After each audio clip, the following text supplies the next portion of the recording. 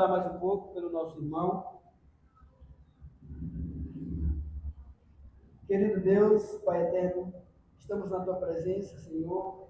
Que privilégio é estar na Tua presença, apesar dos apesares, apesar da luta, Pai, apesar da diversidade, Senhor. Mas se o Senhor disse que nós ia passar, Pai, para outra margem, o Senhor falou, está falado. Nós venhamos crer na Tua palavra, pois, apesar da tempestade, Pai, Cristo está no barco. Que isso alegre o nosso coração. Fala através do Teu servo e transmita, Senhor, a mensagem através dele para nós, Pai, para os nossos corações, Pai, que sirva de consolo, de exortação, para que nós venhamos estar diante do Deus Santo e que nós venhamos também, Pai, estar reverentes diante de Ti, Pai. Essa é a minha oração.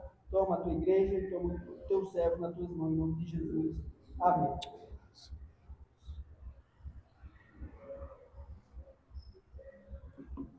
Meus irmãos, quero saudar a igreja com a graça e a paz. Amém?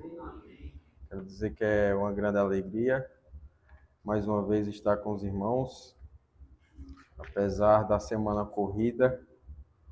Na verdade, hoje seria o pastor, né? Mas por motivo de força maior, principalmente de saúde, nós jovens que somos mais revigorados, né? Mais fortes às vezes, então estamos aqui. Eu quero convidar os irmãos a abrir a Bíblia lá no livro novamente de Apocalipse.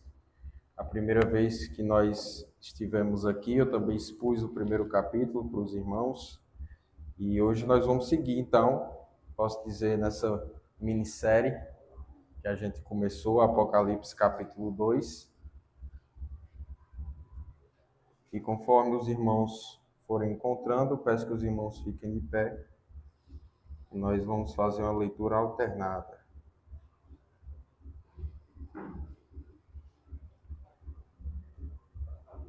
Apocalipse capítulo 2.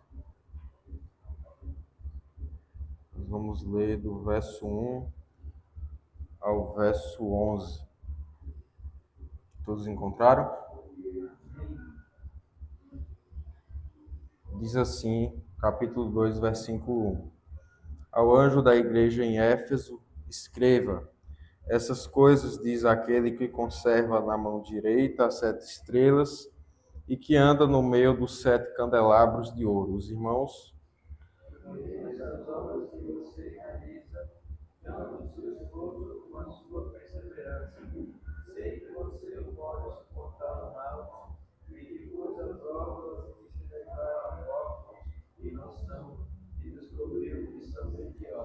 Verso 3, vocês têm perseverança e suportou provas por causa do meu nome, sem esmurecer.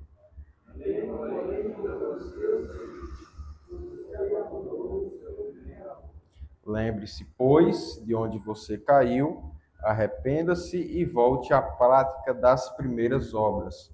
Se você não se arrepender, virei até você e tirarei o seu candelabro do lugar dele. Mas você tem o seu favor, o fato de que eu tenho as honras, dos quais eu também tenho. Quem tem ouvidos, ouça o que o Espírito diz às igrejas. Ao vencedor, darei o direito de se alimentar da árvore da vida que se encontra no paraíso de Deus. Verso 8.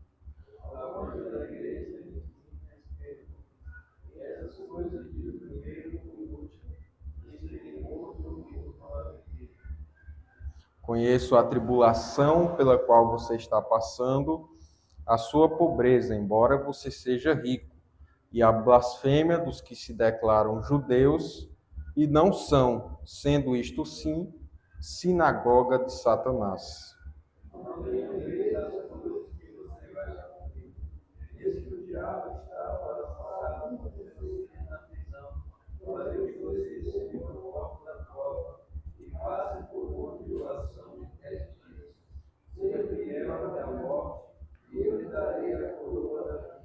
Quem tem ouvidos, ouça o que o Espírito diz às igrejas. O vencedor, de modo nenhum, sofrerá o dano da segunda morte. Amém?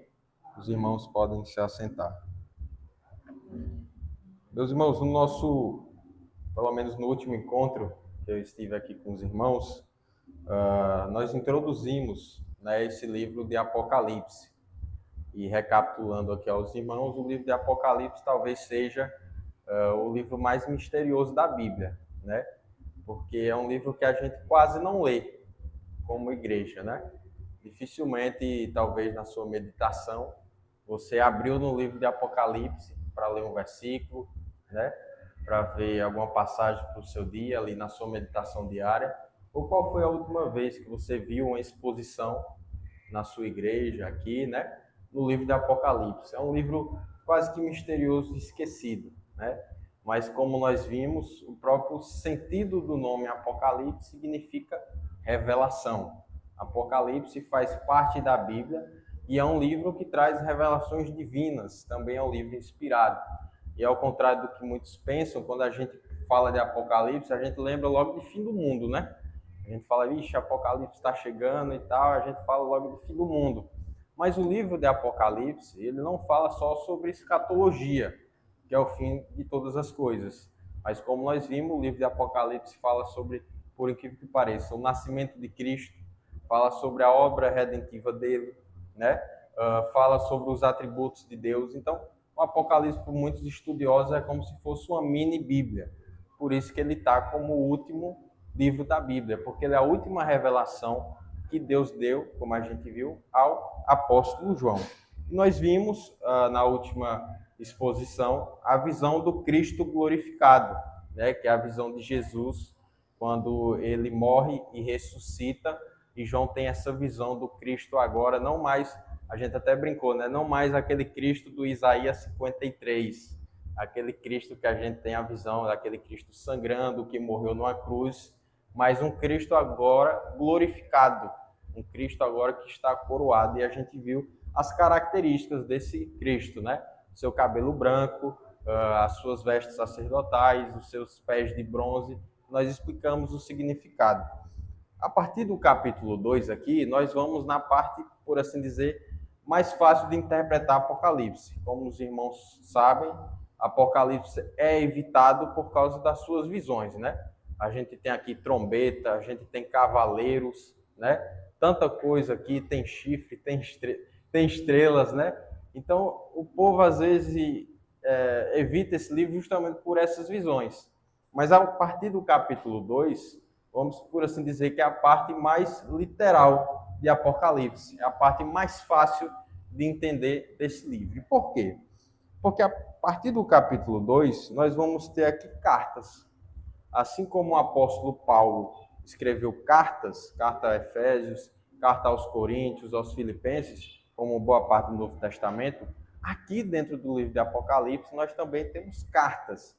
E essas cartas, quem foram escritas? Né? Quem escreveu essas cartas? O conteúdo dessas cartas? Quem foi que escreveu? Nós sabemos que foi o próprio Jesus Cristo. Né? A gente também falou aqui no contexto de Apocalipse, onde é que estão as palavras de Cristo fora dos evangelhos? Está aqui no livro de Apocalipse. A gente viu também que o livro de Apocalipse foi escrito a 7 igrejas que existiram lá na Ásia Menor, e o apóstolo João recebe essa revelação e ele envia a 7 igrejas, assim como Paulo fez posteriormente. Ele escreveu, por exemplo, 2 cartas e enviou aos Coríntios, por isso a carta aos Coríntios. Apóstolo João, ele escreve aqui 7 cartas a igrejas presentes lá na Ásia. E eu quero que vocês olhem agora para a Bíblia, meus irmãos, que eu vou tentar ser bem expositivo. Nós vamos ler versículo por versículo e vamos fazendo as aplicações. A primeira carta que está aqui é a carta à igreja em Éfeso. Você pode ver aí na sua Bíblia, né? Na epígrafe, carta à igreja em Éfeso. E Éfeso, meus irmãos, essa igreja de Éfeso é a mesma igreja que Paulo escreveu aos Efésios, né? Então a gente pode aqui dizer que existe uma segunda carta de Éfeso. Nós tivemos aqui Paulo enviou e a segunda aqui escrita pelo apóstolo João, né? Éfeso, essa que era uma cidade que ficava, por exemplo, era uma cidade litorânea, ficava a 5 quilômetros do mar Mediterrâneo. Então era uma cidade muito bem povoada, muito bem conhecida ali na Ásia Menor. Então o apóstolo João, ele escreve, né, ele recebe uma revelação a partir do verso 1, que diz assim: ao anjo da igreja em Éfeso, escreva. E a gente viu isso daqui, que na verdade a tradução aqui, anjo, significa o quê? Mensageiro, né? A gente sabe que um anjo é o mensageiro de Deus. E como é que a gente interpretou isso daqui, né? O anjo da igreja. Quer dizer que aí toda a igreja tem um anjo da guarda, tem um anjo protegendo a igreja? Não. O sentido aqui é que anjo faz sentido ao mensageiro, e anjo pode representar o pastor ou o presbítero daquela igreja. Então, quando o apóstolo João diz ao anjo da igreja, ele está dizendo ao pastor, ao presbítero, aos líderes que cuidam da igreja de Éfeso, escreva. O que é que esse anjo ele quer comunicar? Né? O que é que esse Jesus, através do apóstolo João, ele está escrevendo? Primeiro, os irmãos vão perceber que nessas 7 cartas ele vai iniciar com seus atributos. Então, a partir do verso 1, ele diz: estas coisas diz aquele que conserva na mão direita as 7 estrelas e que anda no meio dos 7 candelabros de ouro. Isso aqui é fazendo referência à antiga visão que a gente viu, né? Continuando, verso 2: conheço as obras que você realiza, tanto seu esforço com a sua perseverança. Sei que você não pode suportar os maus e que pôs à prova os que se declaram apóstolos e não são, e descobriu que são mentirosos. Ao escrever, meus irmãos, a essas igrejas, o apóstolo João vai apontar uma qualidade e um defeito daquela igreja que precisa ser consertado, né? Isso aqui já é um aprendizado para nós, porque muitas vezes a gente tem aquela ideia que igreja não tem problema, que igreja não passa por dificuldade. As 7 cartas do Apocalipse é um belo exemplo de como isso é uma mentira, né? E nem sempre uma igreja que tem problema não significa que Cristo não esteja com ela. É o que aconteceu aqui na igreja de Éfeso, né? A igreja de Éfeso, que foi pastoreada por Paulo, pelo apóstolo João, por Apolo, por Timóteo, ela tinha problemas também. Mas vamos aí, você ler a carta de Coríntios, você vai ver que os coríntios também tinham problema, né? Problema com imoralidade, com idolatria, isso dentro da igreja. Então, isso aqui já é um ensinamento para nós como aqui IPV, aqui no N6, lá na sede também, que toda igreja, meus irmãos, ele tem algo para melhorar. Nós sempre vamos ter algo para melhorar. E aqui as 7 cartas às igrejas não é diferente.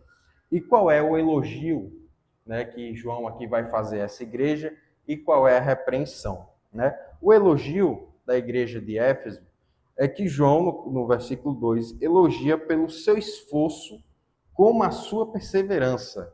Sei que você não pode suportar os maus e que pôs à prova os que se declaram apóstolos e não são, e descobriu que são mentirosos. Então, meus irmãos, a igreja de Éfeso, qual era a qualidade dela? É que ela era uma igreja forte doutrinariamente.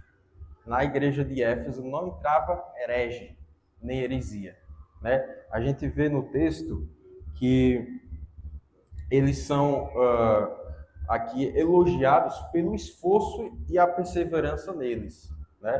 Porque justamente eles não se deixavam levar pelos maus.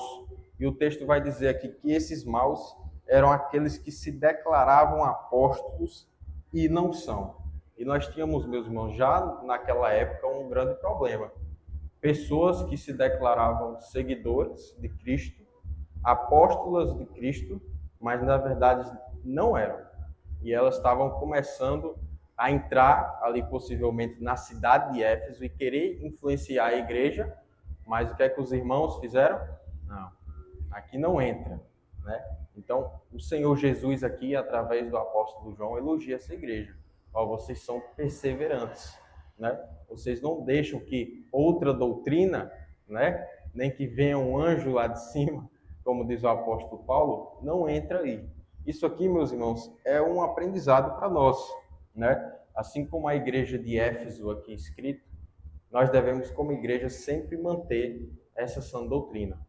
A cada domingo que nós estamos vindo aqui, a cada quarta-feira, Nós viemos aqui para ouvir unicamente a palavra de Deus e nada mais, né?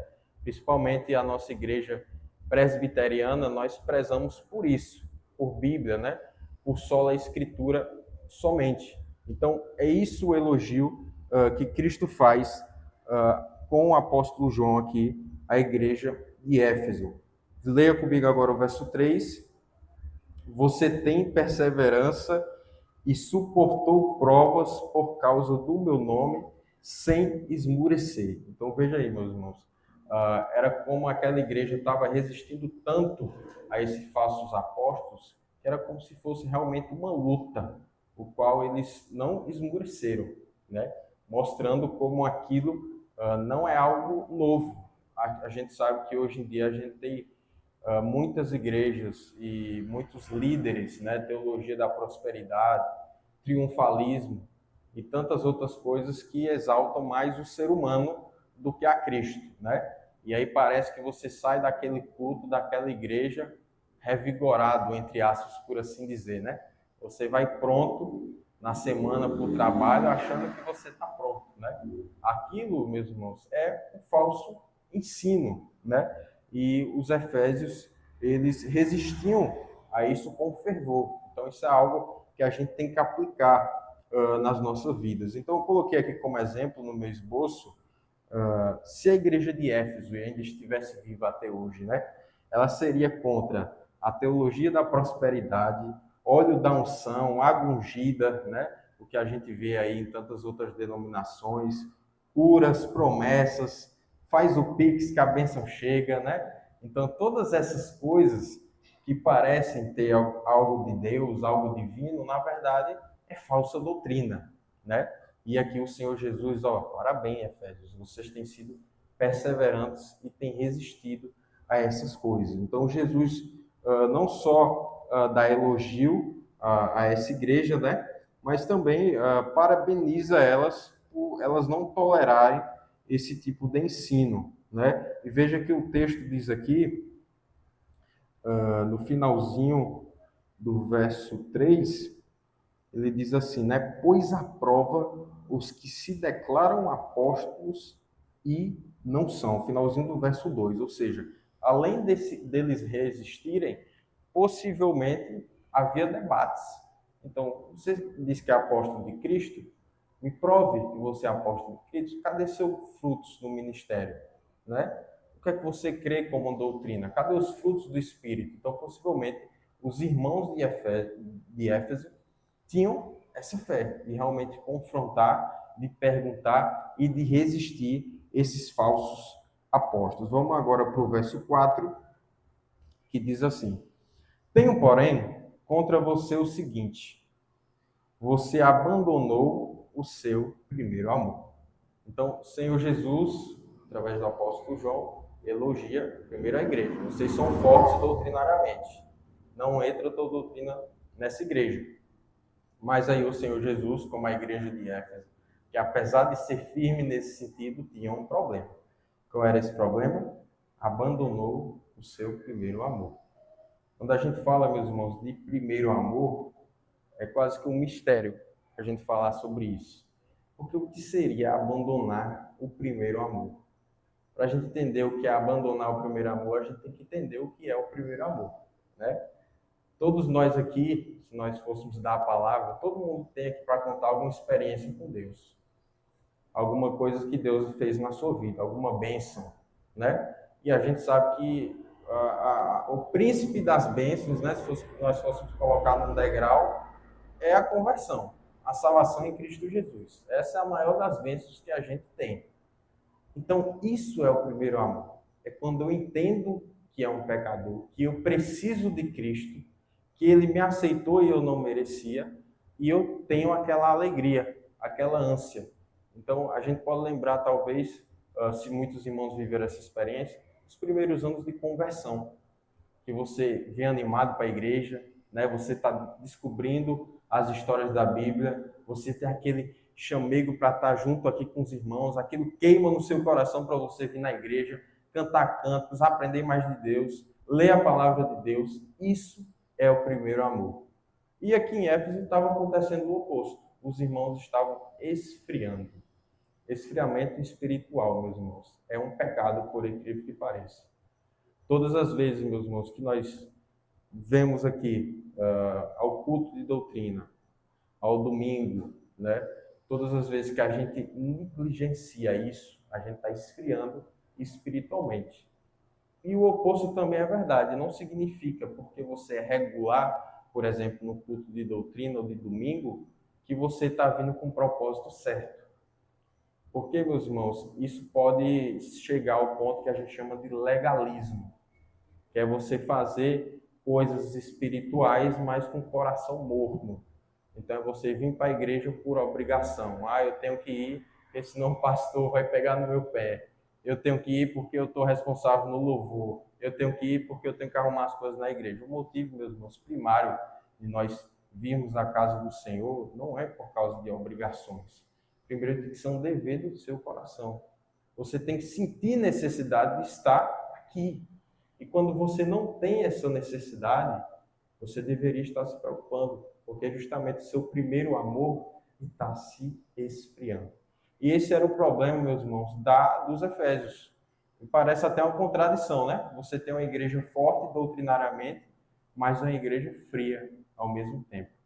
Eu penso que esse deve ser um cuidado de nós reformados, né? A gente fala tanto de teologia, Augusto Nicodemos, Hernandes Dias, grandes homens, grandes expositores da palavra, que só pregam a Bíblia, né? Só a Escritura, a reforma protestante, somente pela fé, tanta coisa boa na teologia, mas a gente tem que ter cuidado, meus irmãos, porque muitas vezes o presbiterianismo pode virar aquele negócio frio, né? Claro que a gente não vai levar no extremo de você vir aqui na igreja e falar aleluia, né? Como muitas igrejas pentecostais, neopentecostais, que a gente sabe que não tem nada ali de espiritual, né? É só falta de domínio próprio. Mas nós temos que ter, meus irmãos, essa alegria de vir aqui toda quarta-feira. Temos que ter essa alegria, esse ânimo. Todo domingo de estar aqui. Dentro de casa também. Acordar com energia pensando, Senhor, obrigado por mais um dia. Né? Senhor, obrigado porque cheguei no meu trabalho em paz. Veja, meus irmãos, que a gente é profissional em fazer pedido. Quando a gente vai viajar, a gente pede para Deus, Deus me guarde, né? Que eu chegue em paz no meu trabalho, que eu chegue em paz lá na casa de fulano, que eu chegue em paz na casa do meu parente. Mas dificilmente quando a gente chega, a gente agradece. Não sei se vocês já perceberam. A gente só pede para que Deus guarde. Aí Deus guarda, a gente chega tudo em paz e a gente, quando chega, a gente não agradece. Né? Então, justamente, meus irmãos, a gente tem que ser mais atento para isso. Porque o nosso coração, ele é assim. Se a gente deixar e não tivermos domínio próprio, a gente é assim. Com o passar dos anos, com o passar do tempo, a gente vai esfriando. Olha para o mundo, né? A gente está em tempo agora, talvez, do maior evento que a gente tem futebolístico, que é a Copa do Mundo, né? Que acontece de 4 em 4 anos. E essa Copa do Mundo está sendo marcada por ter uma variedade de jogos. Então, todo momento, se você ligar a sua TV, vai ter um jogo lá passando. Né? E eu vim aqui para a congregação e estava lá, vi uma TV lá no restaurante, estava passando de carro e estava passando um jogo lá e tinha gente assistindo. Então, meus irmãos, se o seu desejo é mais por essas coisas do mundo, que não tem nada de errado você assistir um jogo de futebol. Mas se você troca isso por algo que é divino, a palavra de Deus, e pode ser qualquer coisa. Pode ser um jogo de futebol, pode ser até seu trabalho. Se você está se enfadando tanto com o seu trabalho, que se impede de você ter comunhão com seus irmãos. Né? Às vezes o domingo é o único dia que você descansa. Aí você fica naquela, eu vou para a igreja e eu descanso. Segunda-feira eu tenho que estar lá no trabalho de novo. Né? Então, meus irmãos, nós temos que orar e pedir força a Deus. Por quê? Porque isso era um erro da igreja de Éfeso. Eles estavam esfriando espiritualmente.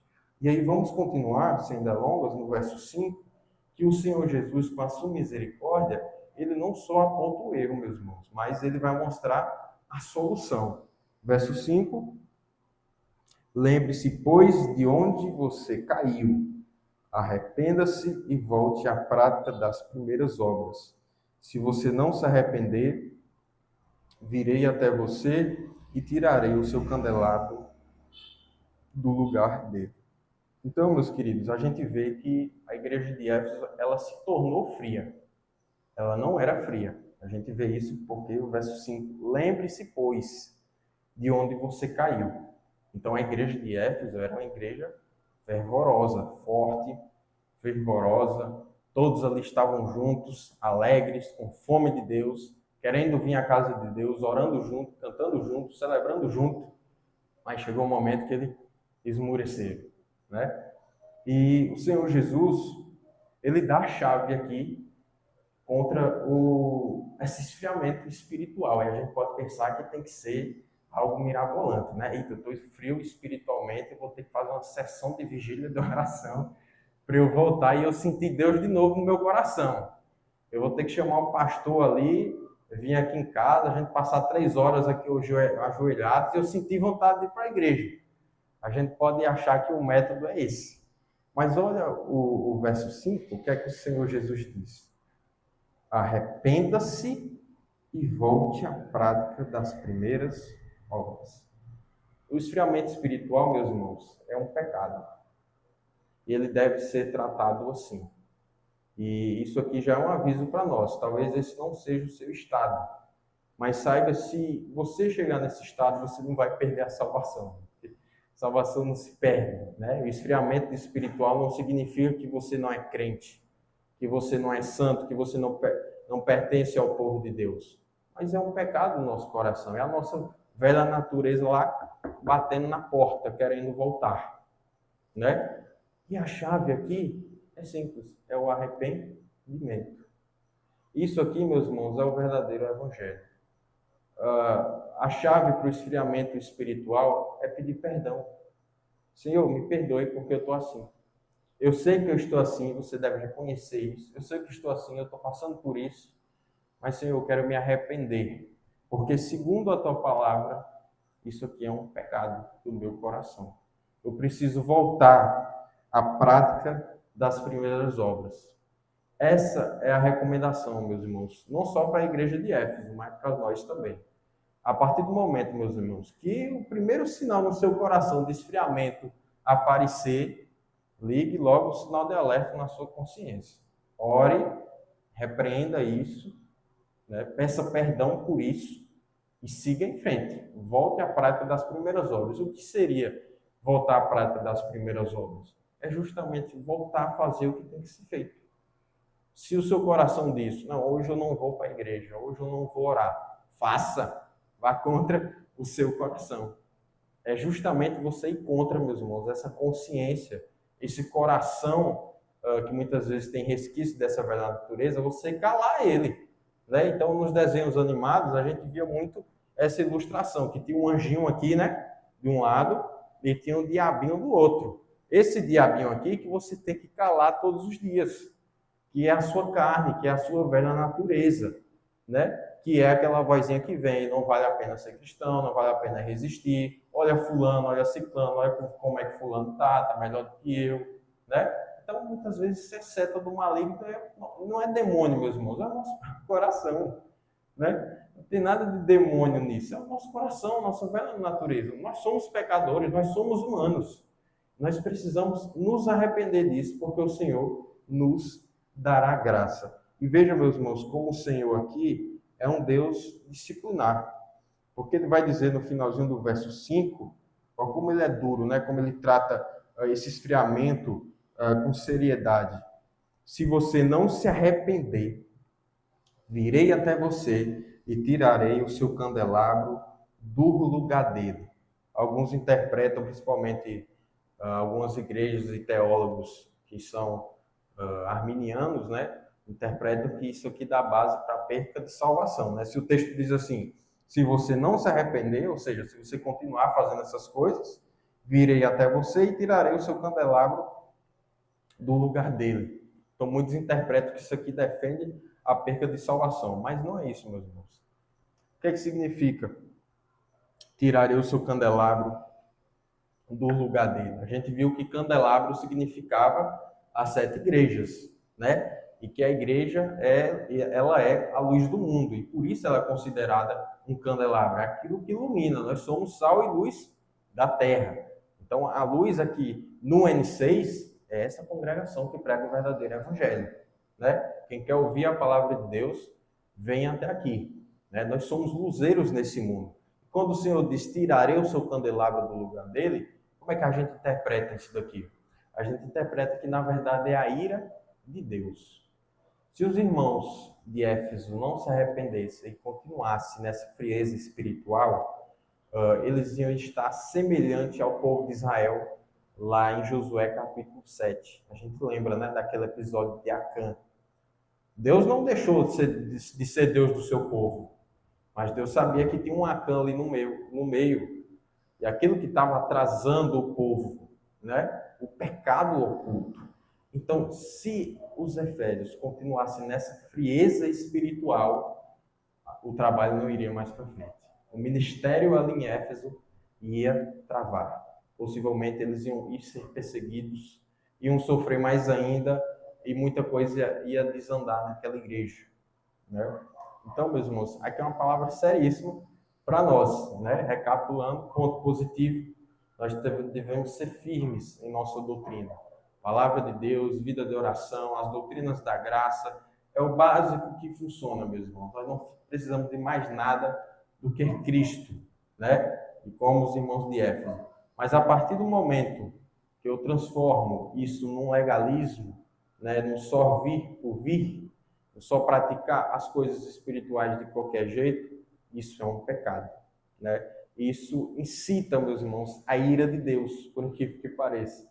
Fazer as coisas espirituais sem um coração sincero é pecado e ira a Deus, porque você está transformando isso em uma obra sua. Você acha que você é salvo porque você vem para a igreja.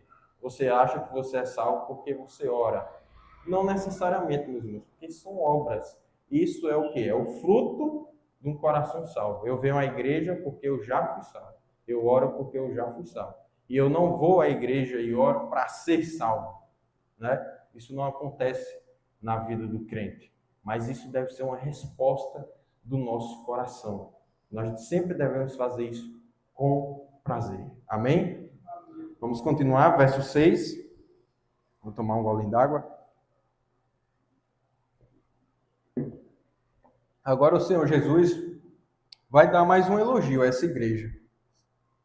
Mas vocês têm a seu favor o fato de que odeia as obras dos nicolaítas, as quais eu também odeio. Então o Senhor diz que, Efésios, tem mais uma coisinha que eu quero elogiar vocês. Vocês odeiam as obras dos nicolaítas, os quais eu, Deus, Senhor Jesus, eu também odeio a obra desses caras. E até hoje, meus irmãos, se você estudar esse versículo, é um mistério quem são esses nicolaítas, né? Nós não temos nenhum registro histórico dentro da teologia, no estudo da história da igreja, quem são esses nicolaítas. Mas nós temos algumas suposições, que com certeza era um grupo idólatra, né, ou imoral. Grande parte dos grupos do Novo Testamento, os fariseus, saduceus, né? Desde o povo que perseguiu o povo lá na época do Egito, os inimigos do povo de Deus, eles tinham essas características. Eles eram idólatras, ou seja, eles tinham deuses, né? Deus Sol, Deus Lua. Eles não tinham o Deus Yahvé como o Deus principal da sua crença, né? Eles eram politeístas, tinham vários deuses. Então, os nicolaítas, o qual aparece aqui em Apocalipse só nesse versículo, nós podemos supor que era um grupo naquele tempo da igreja de Éfeso, que era um grupo possivelmente que tinham falsas doutrinas e possivelmente eram envolvidos com prostituição pactual, que era muito comum, né? Os cultos aos deuses pagãos daquela época tinham pessoas que se prostituíam, era um rito religioso. Então, possivelmente, os nicolaítas eram um grupo semelhante a esses, né? Ou seja, que eles praticavam essas coisas em forma de culto. E o Senhor Jesus elogia os efésios porque justamente eles não estavam seguindo isso. Eu elogio vocês porque vocês odeiam as obras dos nicolaítas, os quais eu também odeio. Então, é mais um elogio. E aí, finalizando, meus irmãos, a carta a Éfeso aqui em Apocalipse, o Senhor Jesus ele vai dar uma promessa a partir do verso 7. E essa promessa ela se repete em todo o final. Se você for ver aí, no final de cada carta do Apocalipse tem uma promessa. E essa promessa ela é atemporal. Ela servia para o povo daquela época, o povo da época do apóstolo João, na época do Império Romano, e ela serve para a igreja hoje e vai servir para a igreja do futuro. São promessas messiânicas, promessas que têm a ver com os atributos de Deus, com o novo céu e a nova terra. Então, aqui temos a primeira promessa no verso 7. Vamos ler? Quem tem ouvidos, ouça o que o Espírito diz às igrejas. Ao vencedor darei o direito de se alimentar da árvore da vida no paraíso de Deus. Árvore da vida, né, meus irmãos? Essa árvore, ela, por incrível que pareça, a gente lembra do Gênesis, né? Lá em Adão e Eva tem a árvore do conhecimento do bem e do mal e tinha a árvore da vida. A árvore da vida, ela só aparece primeira vez aqui, e se eu não me engano, eu posso estar errado, a última vez também aqui. É a primeira vez que a árvore da vida é citada aqui no Novo Testamento. É aqui no livro do Apocalipse, é aqui nesse texto. E o Senhor Jesus dá uma promessa a essa igreja que ao vencedor darei o direito de se alimentar da árvore da vida. Como é que a gente entende isso daqui? Isso aqui é justamente uma analogia. Se a gente for para o livro de Gênesis, a gente vai ver que a árvore da vida, ela dava o quê? Vida eterna. Se Adão e Eva comessem da árvore da vida, eles iam ser seres eternos, né? Eles iam ter acesso à vida eterna. E quando o Senhor Jesus diz que ao vencedor darei o direito de se alimentar da árvore da vida, ele está falando justamente o quê?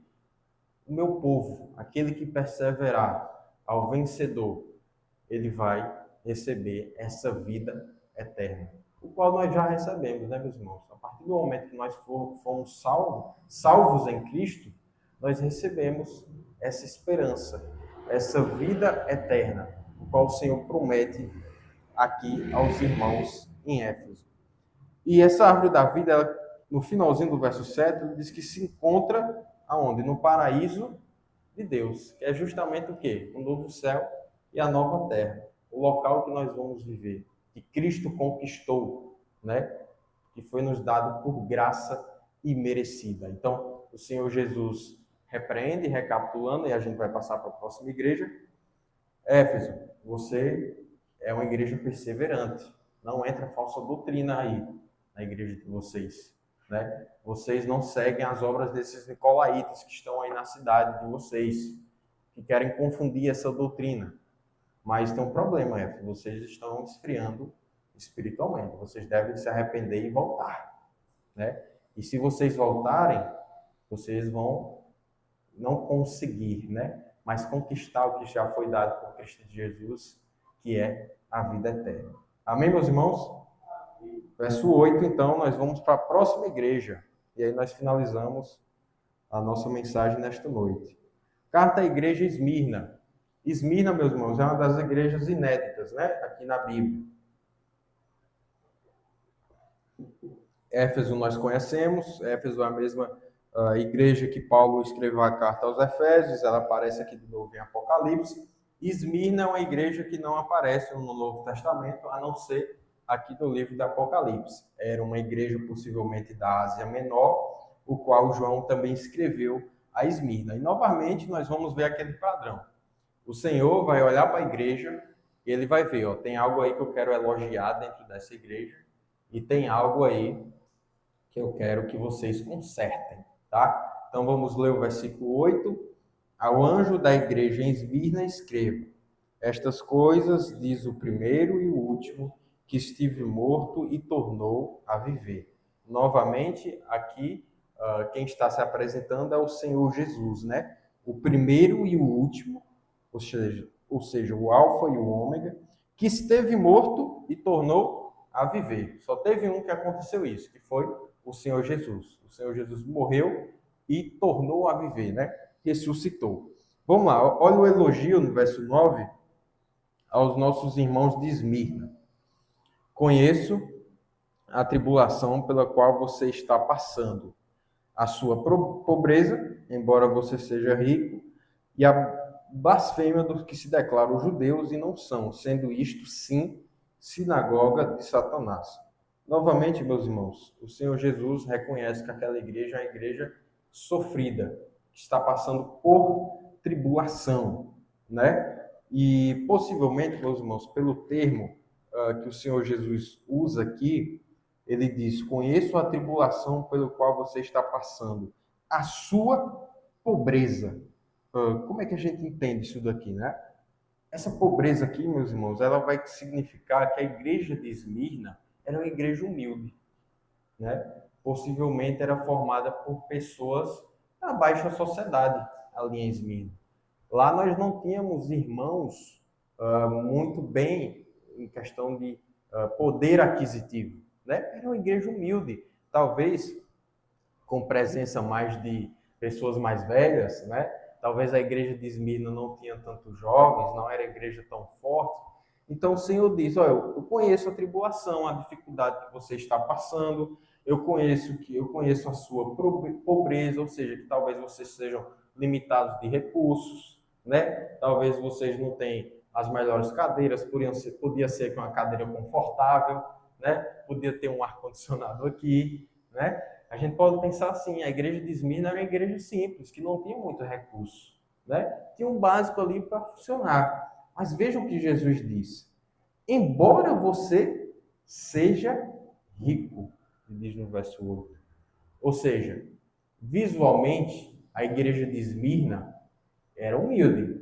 Isso é verdade. A gente olhava, o Senhor Jesus olhava para a igreja de Esmirna e dizia: realmente, vocês são os humildes.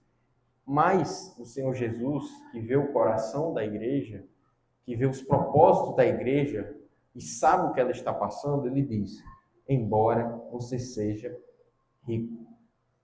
Como é que nós entendemos aqui, meus irmãos? É que a igreja de Esmirna era um grande exemplo de igreja fiel ao Senhor. Era uma igreja que, ao contrário da igreja passada que nós vimos, a igreja de Éfeso, era uma igreja possivelmente que era fervorosa no primeiro amor. Ou seja, ela era uma igreja simples, que talvez não tinha os maiores recursos, né?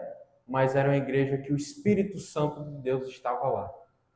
Domingo a domingo, quarta-feira a quarta-feira, a cada pregação, a cada irmão orando, o Senhor estava lá. Embora vocês sejam pobres, embora vocês não tenham os melhores recursos tecnológicos, talvez vocês não tenham a melhor equipe de mídia, a melhor junta diaconal, talvez vocês não tenham o melhor conselho, talvez vocês não tenham a melhor mídia da cidade, as melhores redes sociais, mas vocês são ricos. Por que vocês são ricos? Porque vocês são ricos da graça de Deus, do Espírito Santo. Eu estou presente ali com vocês. Aqui, meus irmãos, nós já temos uma aplicação para nós. Uma igreja fiel ao Senhor não precisa de recursos humanos, mas sim do seu Espírito. É uma frase, né, que eu vi de um teólogo do século passado. A igreja do Senhor não precisa de recursos humanos, mas sim do seu Espírito Santo. Então, meus irmãos, esse talvez seja uma das coisas que nós, como igreja, não só como a liderança, porque a gente acha que a responsabilidade do cuidado da igreja é só da liderança. A gente não deveria pensar assim. Nós somos um corpo. Todos nós aqui temos responsabilidade para com os outros, né? O apóstolo Paulo vai dizer em Coríntios que nós somos esse corpo, de modo que um é honrado, todos são honrados. Se um sofre, todos sofrem, né? Então a igreja, meus irmãos, nós precisamos apenas do Espírito Santo. E nessa época nós vivemos de relativismo. Hoje as igrejas estão parecendo palcos, né? As igrejas, se você for ver na internet, as grandes igrejas são assim. Se você pegar as igrejas do século passado, o púlpito era algo que chegava na igreja assim, você olhava no centro, aquele púlpito bonito, lá no século XIX, né, naquela época. Onde você chega, tem umas luzes, um jogo de luz, né, um palco todo preto, caixa de som, telão, né? Então você já chega com aquela bomba visual na sua frente. Então, isso não significa, meus irmãos, que a igreja é saudável. Era o que aconteceu com Esmirna. Esmirna não tinha telão, não tinha os melhores recursos, mas o Senhor, o Espírito Santo estavam com eles. Amém? Esse é o aprendizado que nós temos aqui da igreja de Esmirna. Deus vai nos dar recursos? Nós precisamos? Precisamos. Mas isso não é prioridade na igreja de Deus. A prioridade na igreja de Deus é a riqueza espiritual acima de tudo. De nada adianta, meu irmão, nós temos os recursos, nós temos até muitas pessoas, né? Muitas igrejas também criam pizzaria, a igreja tem uma pizzaria, a igreja tem uma livraria, né? Isso é bom, claro. Nós não vamos tirar mérito disso. Mas a gente tem que saber que isso não revela a saúde da igreja. Isso não revela o crescimento saudável da igreja, mas sim a saúde espiritual. E aí, meus irmãos, outro elogio que a igreja, que o Senhor Jesus faz a essa igreja, está no finalzinho do verso 9. E a blasfêmia dos que se declaram judeus e não são, sendo isto sim, sinagoga de Satanás. Então, meus irmãos, na igreja de Esmirna, naquela cidade de Esmirna, possivelmente existiam, como diz o texto, judeus. E a gente sabe que judeus, até os dias de hoje, muitos judeus não creem em Cristo. Não sei se os irmãos sabiam disso, né? Eles não acreditam que esse Jesus que é contado aqui nos evangelhos, que veio ao mundo, né? Eles não acreditam que esse Jesus é o Cristo. Eles acreditam que Jesus ainda vai vir, por incrível que pareça. Tem muitos judeus, você pode ver na internet lá, tem muitos debates judeus e cristãos, né, nessa febre aí de debates, de podcasts que a gente vive. Tem muitos judeus que acreditam que esse Jesus aí é uma falácia, esse Jesus que veio aí, que escreveu o apóstolo Paulo, né, que converteu o apóstolo Paulo. Não, esse Jesus aí não é o Messias, não. O mundo está cada vez piorando. Como é que esse homem veio? O mundo só piorando. Jesus salvou quem, né?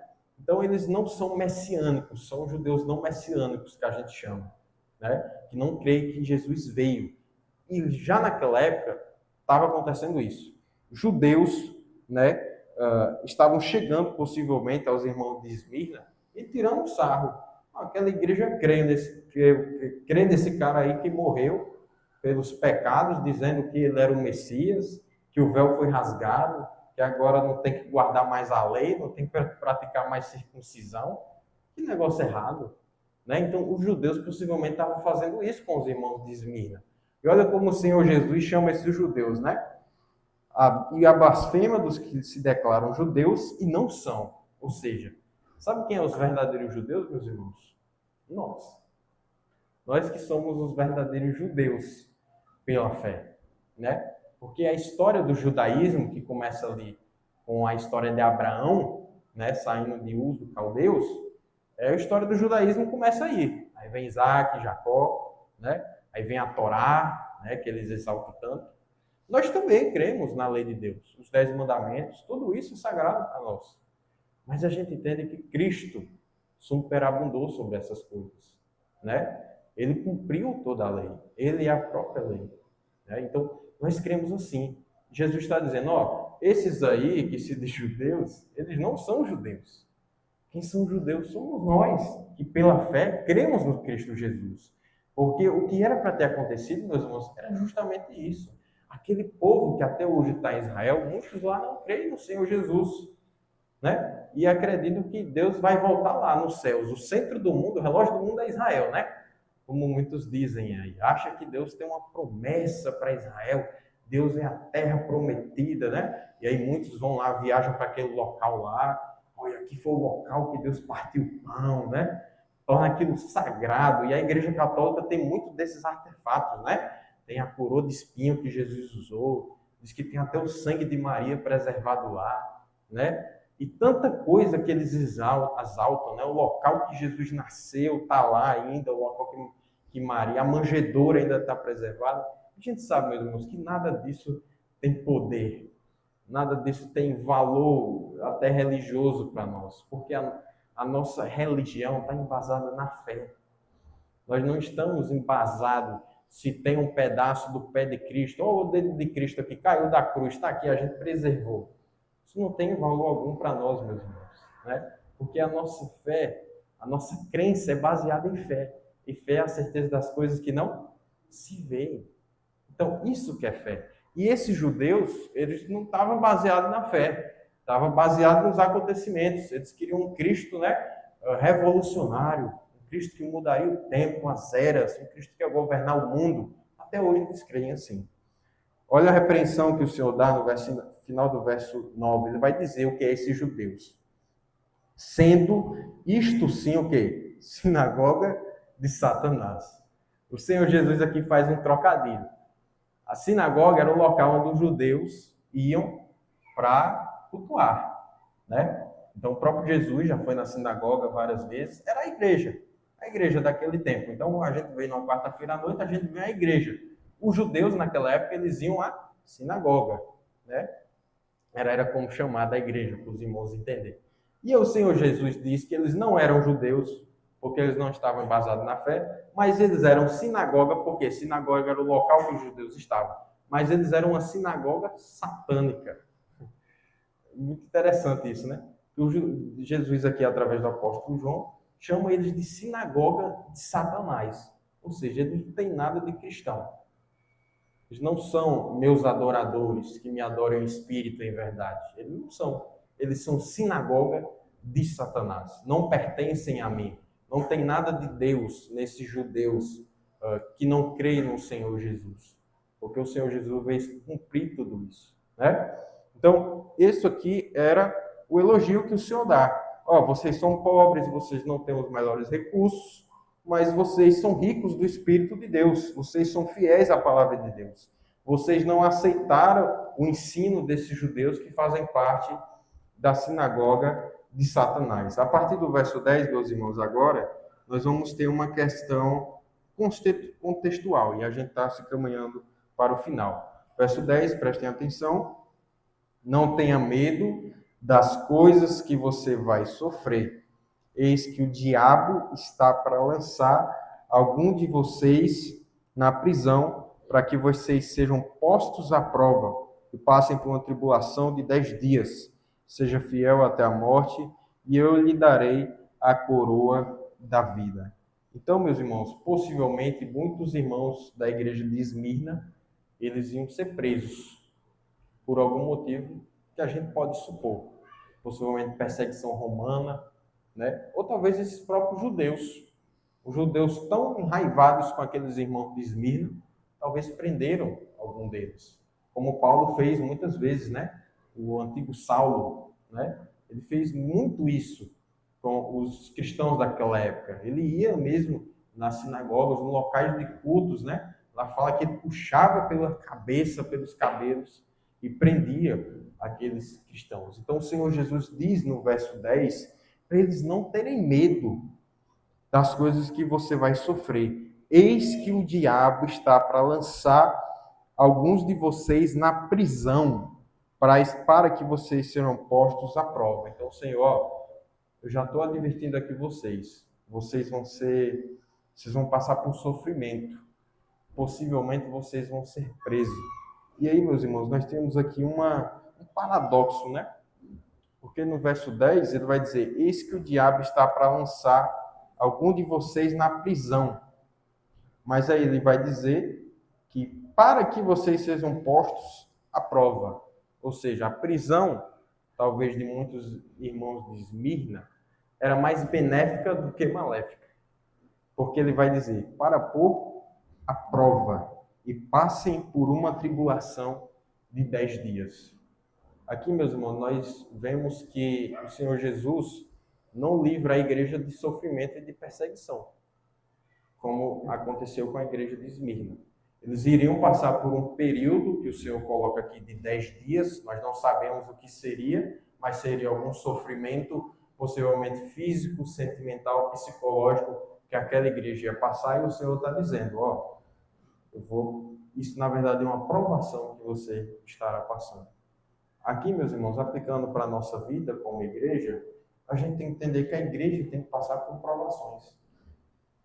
Muitas vezes, Deus não quer o crescimento em número, Ele quer crescimento espiritual. Já parou para pensar que quando nós éramos pequenos, a gente só aprendeu a não colocar o dedo mais na tomada depois que a gente toma um choque? Já percebeu assim? Você pode falar para o menino, não bota o dedo aí, não faça isso, aí é perigoso. Aí quando ele vai lá e bota, toma um choque, aí nunca mais vai botar o dedo ali. Às vezes, meus irmãos, nós, como igreja, nós precisamos passar por esses momentos de provações, de dificuldade. Porque é aí que o Senhor está lá. É aí que parece que agora dá vontade de orar, né? Quando está no tudo bem bom, a gente esquece. A gente deixa de ser grato quando tudo está dando certo na nossa vida. Mas quando Deus coloca uma provação, algo que realmente tira o nosso sono à noite, aí parece que a gente cria ânimo para orar, né? Aí realmente a gente esquece outras coisas, coloca Deus como prioridade. E realmente, meus irmãos, isso acontece até os dias de hoje. Uma das formas de Deus amadurecer os seus servos é através da provação. Não tem como ser de outro jeito, meus irmãos. Muitas vezes é na dor mesmo. A gente precisa passar por lutas, por sofrimentos. Nós já temos os nossos, né? Na luta diária. Mas aqui eu falo dos sofrimentos espirituais. Muitas vezes dos desânimos, das discórdias, dos embates que nós temos como igreja, né? O Senhor Jesus aqui está falando a uma igreja, Esmirna, tu vai sofrer por 10 dias, né? Mas para que vocês sejam postos à prova. Então era uma provação, era uma bênção essa prisão dos irmãos de Esmirna. E a gente, meus irmãos, temos que aprender isso, que muitas vezes as nossas provações são bênçãos. A gente não agradece por um momento difícil que a gente está passando, né? Por quê? Porque a gente só vê o lado negativo.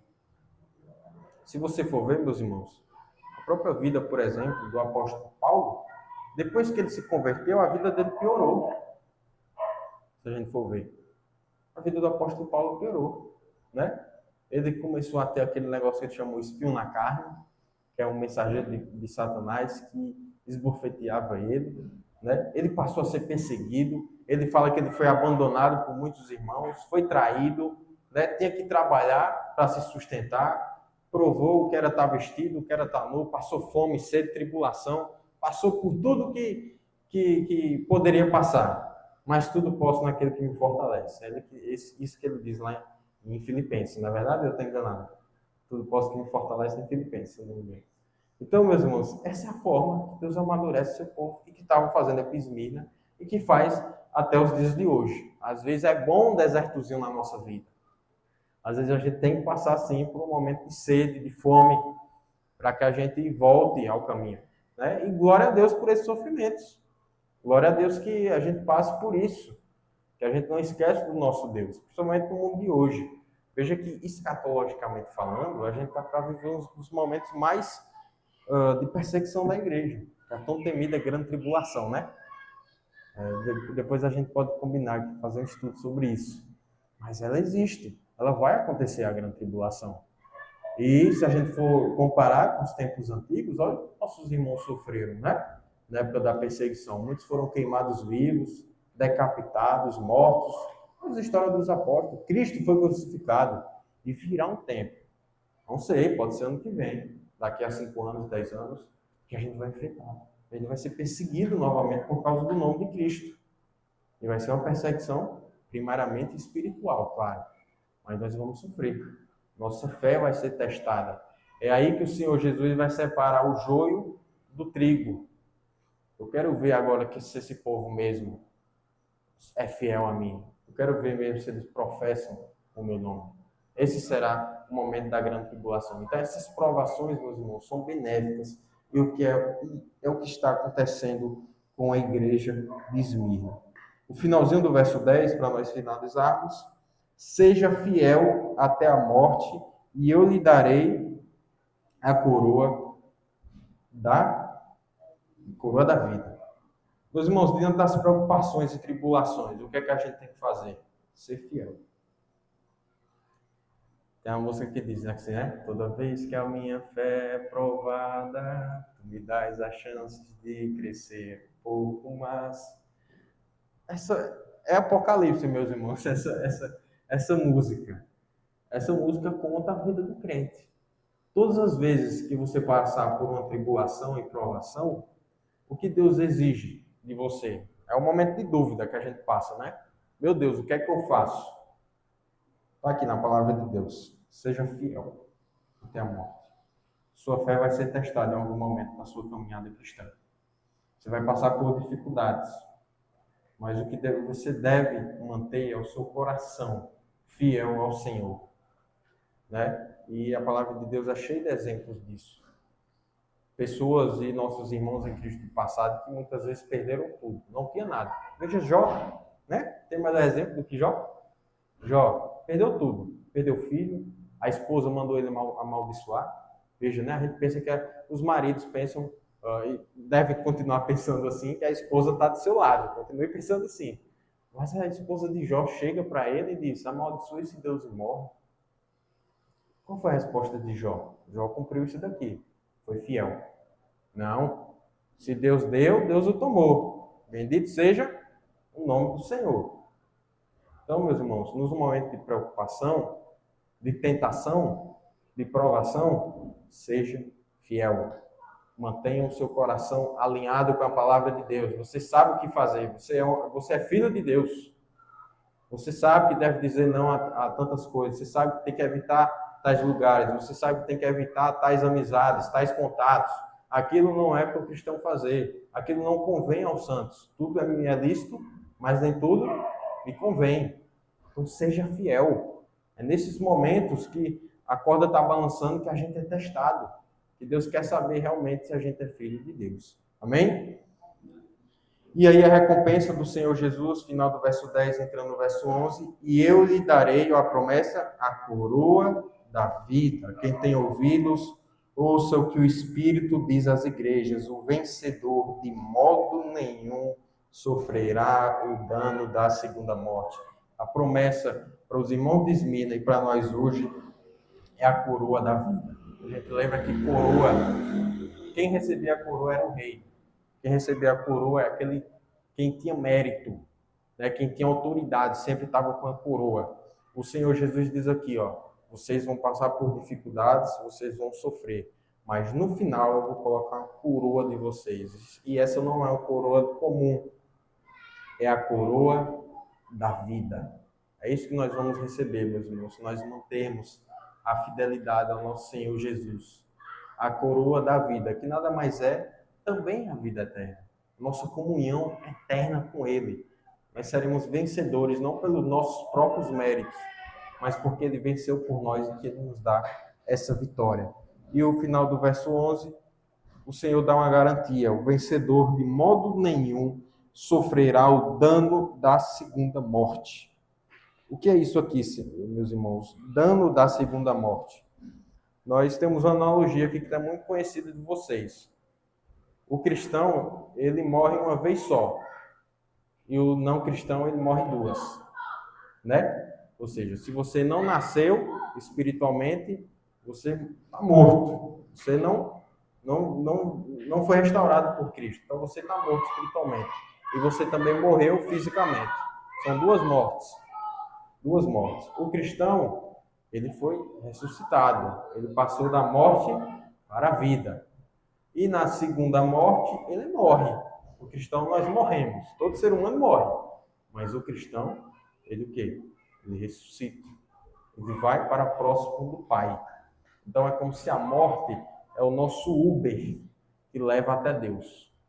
Satanás, a morte não pode pegar a nossa alma, o nosso espírito e entregar ao inferno. Opa, isso aqui foi comprado. Foi comprado. A morte é só a passagem. É o Uber pago por Deus, conquistado na cruz, entregando ao Pai. Esse aqui é meu. Esse aqui é a morte. Só vai passar a passagem. A morte não tem nenhum poder sobre o crente, porque ela foi vencida na morte do Cordeiro, em Cristo Jesus. Então o Senhor Jesus disse e dá garantia para nós, não só hoje, mas também no tempo dos irmãos da igreja de Esmirna. O vencedor de modo nenhum sofrerá o dano da segunda morte. Ou seja, você pode morrer, sim. Você pode morrer fisicamente, mas espiritualmente você não pode morrer. O Filho de Deus, ele só morre uma vez, que é a morte física. né? Ele não tem a morte espiritual. Quem não conhece a Deus, quem está entregue a este mundo, a Satanás e ao pecado e não se arrepende, ele morre duas vezes. Ele morre na morte física e ele morre porque ele está no inferno. Ele agora está em juízo para com Deus e não tem mais arrependimento. Então, meus irmãos, finalizando o nosso estudo de hoje, essa é a palavra de Deus para os nossos corações. Nós entendemos que a igreja passa por dificuldades. O Senhor Jesus elogia a igreja de Éfeso, elogia a igreja de Esmirna por suas qualidades, mas nós vemos também que a igreja tem muito que melhorar. Nós temos defeitos, meus irmãos, e nós fazemos bem por notar esses defeitos e procurar avançar, melhorar, né? Faça primeiro uma análise na sua vida, né? O que é que eu preciso melhorar como crente, como filho de Deus, né? Como é que está meu conhecimento bíblico? Como é que está? Eu estou gastando tempo com a palavra de Deus? Eu estou vindo na igreja com aquele desejo, como a gente viu aqui, com o primeiro amor, querendo aprender? Eu só estou indo por ir mesmo, né? Como é que está a minha vida de oração? Eu como pai, como é que eu estou educando meus filhos? Né? Eu como filho, como é que eu estou honrando os meus pais? Né? Eu como servo de Deus, como é que eu tenho cooperado para a obra? Eu só tenho vindo à igreja para esquentar banco? Eu tenho vindo aqui para a igreja para receber e não dar? Ou seja, você chega na igreja, eu quero aqui ver o que é que a igreja do N6 tem para me oferecer. Né? A gente acha que igreja é assim. Mas não é verdade, meus irmãos. Você vem aqui para doar. Ser servo é doar, meus irmãos. E você não precisa ser rico, você não precisa ter o melhor emprego, o melhor apoio familiar. Aquilo que Deus colocou no seu coração. Aquilo que Deus lhe deu como dom. Né? Então, essa é a mensagem para Deus aos nossos corações. Amém? Então, Deus aplique a sua palavra em nosso coração. Vamos ficar em pé e orar? E eu passo agora a passagem para Taislan.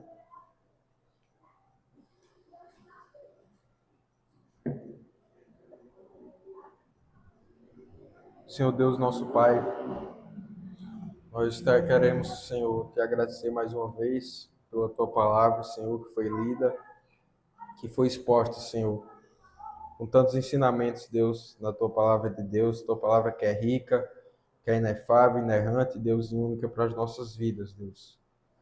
Que o Senhor tenha misericórdia de nós, Pai, e nos ajude a, como igreja, como os filhos teus, exercer, Pai, e praticar as palavras do qual ouvimos, Pai.